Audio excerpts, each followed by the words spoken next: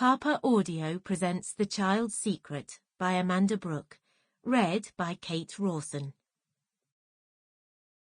What you see depends on what you're looking for.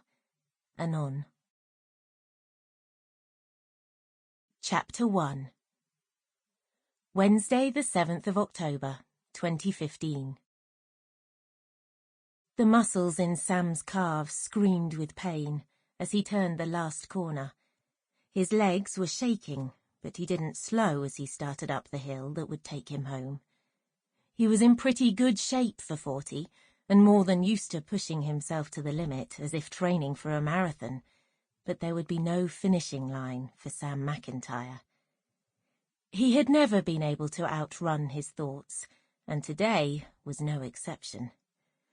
"Not far to go now, boy," he promised the dog trotting alongside him.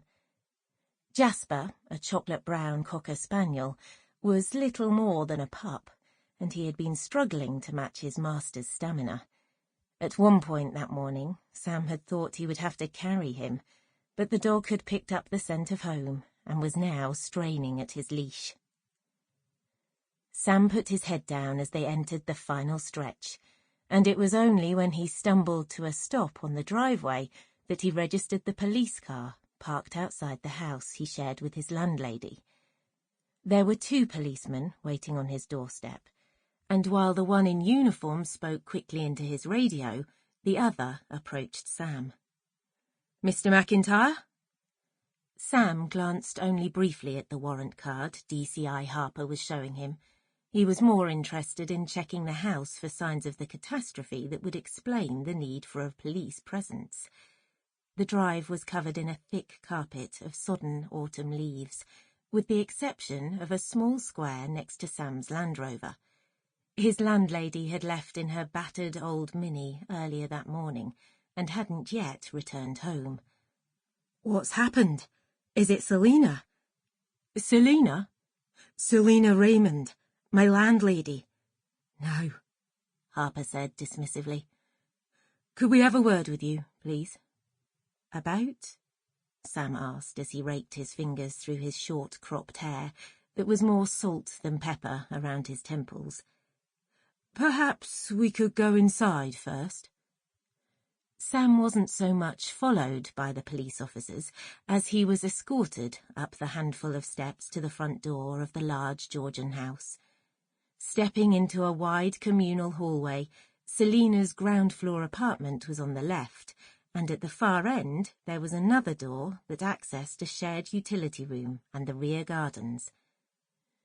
The curved staircase with its painted white spindles and polished oak handrail leading up to Sam's apartment was among many of the original features which gave visitors a grand first impression of the house, but both policemen remained impassive as they headed upstairs.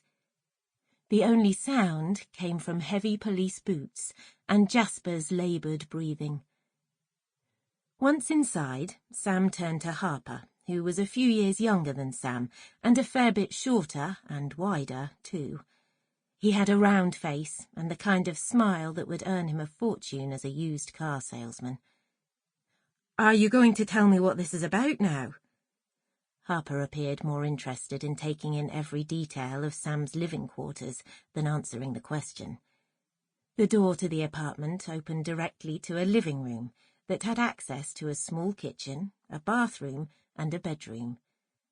The room was wide and spacious, and there was plenty of light, albeit grey, coming from a large picture window to the front of the house and a smaller one to the rear. The furnishings were sparse. A small dining table, 2 armchairs, only one of which showed any signs of wear and tear, and a bookshelf which was almost as bare as the room itself. The floorboards were polished, but there was no rug or any other homely touches to speak of, except for a couple of garish crocheted cushions. While he waited, Sam watched Jasper disappear into the kitchen, and the sound of frantic lapping from his water bowl quickly followed. "You live here on your own?" Harper asked eventually. "Just me and the dog." "And you've been out for a run?" Dripping with sweat, Sample complete. Ready to continue?